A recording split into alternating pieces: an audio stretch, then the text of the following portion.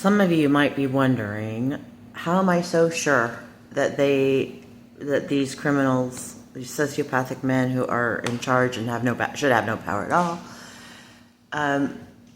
can't steal my IP, the platform I developed, that is a crucial part of the next computer and really human evolution, because it's taking charge of our perceptions. It's a really big deal.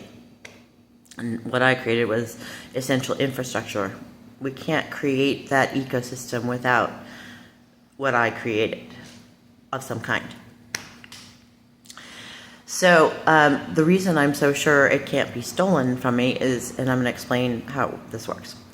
So at this point, all my money has been stolen, right? And I'm being held hostage in this home, and there just is no way for me to completely build out the platform, because that would take a lot of money. And I had built what we call a beta, which is like a working example of my tech, which is good enough, and had made my company a fundable entity, all with my own money, and was in the process of talking to Chinese investors, because American investors just don't give money to women entrepreneurs, no matter how qualified they are, no matter how qualified their tech is. They just won't give money to us.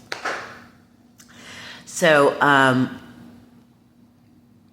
all of that was in place, and then I was kidnapped. And obviously the people who were trying to steal my IP in this horrific way understood that killing me would probably not work, because my errors, because I created the tech, because it's out there. You can't just erase it.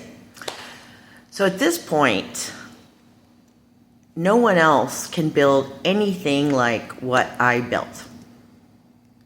Because if they do, right, first of all, and some dumb entrepreneur, sociopathic entrepreneur may think he can do it, but the investors will know better, and they're not going to give him any money.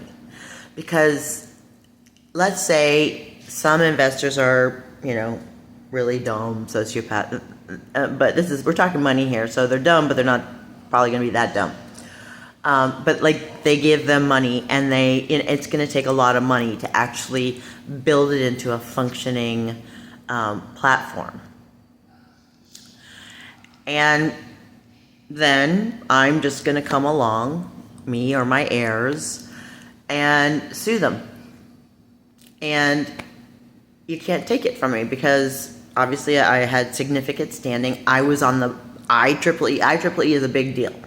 I was on the board, the International Steering Committee for the tech.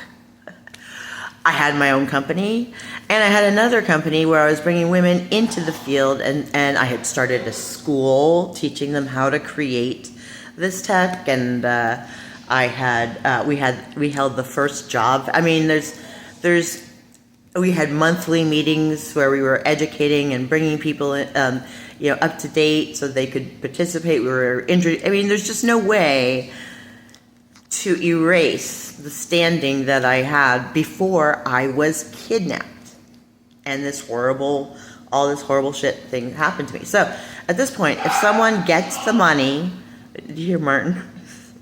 He just does this. At some point, if someone gets the money from some dumb investor and builds out the platform, I'm just going to kick back, wait for them to invest all the money and work and time, etc. Then I'm going to sue them, and then it's going to be mine. So no one's probably going to do that. So basically, all of humanity is on hold until I get paid back. We're talking trillions of dollars here. Yeah. Is there anything? I felt like I think there was another thought I wanted to share here, but no. All right. Oh, this is the other thought. Okay, so for example, my argument, the business argument for bringing women into the field and being creators in augmented and virtual reality is that women don't want to be in worlds that men create. They're yucky. They're not something we really want to go into. So my point was, if you want worlds that women are in, have women be, and a lot of people in the Bay Area And Silicon Valley saw the logic of that, and gave me a lot of support, but no financial support, and not nearly enough. They gave me sort of individually like support, but they didn't really give. It was just more a facade than anything else because there was no money. No one was giving. I was paying for our own pizza for our regular meetings. That's insane, right? I mean, usually, people would be interested in nurturing and fostering a vibrant community of female creators in this new tech that's necessary. But instead, I was paying for my own pizza and everything else. And then eventually, of course, I was kidnapped. And I don't know how much, I couldn't say at the time, but people knew how much danger I was in because I was speaking out boldly and saying that our tech should be 50-50, 50 women, 50 men. And they knew the kind of sociopaths that are in tech and are in Silicon Valley. And so when I just vanished from the field and moved to Maine, they knew something bad had happened to me, and they basically fled the field. So how is that important? Well, Facebook, Meta, invested billions of dollars in building out these virtual worlds. And they had almost no women on their creative teams because the women had all fled the field because no one wants to be, in any kind of danger that happened to me, right? So women are just like, fuck this. It's sad because we loved it and we're good at it, but, it's not worth what's happened to me. So Meta, with its mostly male creative team, built out billions of dollars worth of these virtual worlds. And they remained empty. Why did they remain empty? Because no women wanted to be in them. They're disgusting, they're gross. It's all kind of, I'm not going to go into all the explanations except to say it wasn't a fertile or wonderful environment for women, so women don't go into the virtual world. And if women don't go into the virtual world, men aren't going to be in the virtual world either, right? They want to meet women. So Meta, 2 years ago,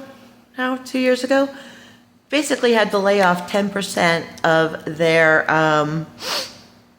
their workforce because they'd spent all this money building out virtual worlds that no one was using. If you know the story of For Want of a Nail, the shoe was lost, For Want of the shoe, I was the nail in why Meta had to lay off 10% of their employees. And there will be no AR/VR ecosystem because no one's going to invest money in something that I'm then going to just take back. Right? No one's going to do that. That's dumb. That's why I'm sure eventually my money will come back to me because it kind of has to. That's why.